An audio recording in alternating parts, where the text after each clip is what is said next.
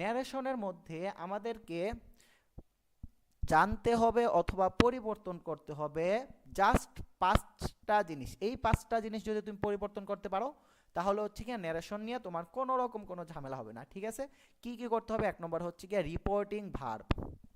তো রিপোর্টিং ভার্বকে আমি সব বলে দিব। রিপোর্টিং ভার্ব, ঠিক আছে। আরেকটা হচ্ছে গিয়া কি আমাদের হচ্ছে গিয়া ইনভার্টেড কমা, সব কিছু বলে দিব। জাস্ট একটু নোট করো যে এই বা হাইলাইট করো যে এইগুলা চেঞ্জ করলে আমার ন্যারেশন শেষ। ইনভার্টেড কমা, ঠিক আছে। তারপর কি করতে হবে?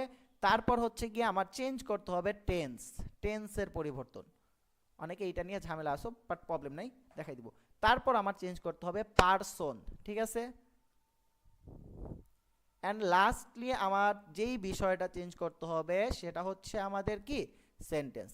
যদি তুমি বুকে হাত দিয়ে বলতে পারো যে এই 5টা বিষয় আমি হচ্ছে গিয়া চেঞ্জ করতে পারি প্রপারলি, সেক্ষেত্রে আমিও বুকে হাত দিয়ে বলবো যে তোমার ন্যারেশন প্রপারলি শেষ।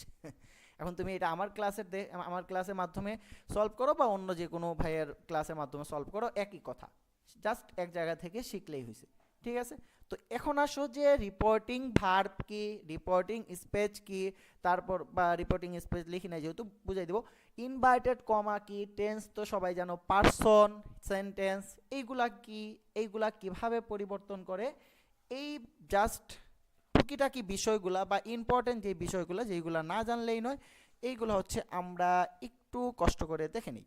ঠিক আছে, প্রথমত আমরা একটা বাক্য যদি লিখি, প্রথমত আমরা যদি একটা বাক্য লিখি এবং ওই বাক্যটা দিয়ে আমি তোমাদের সব কিছুই হচ্ছে বুঝাই দিয়ে দিব।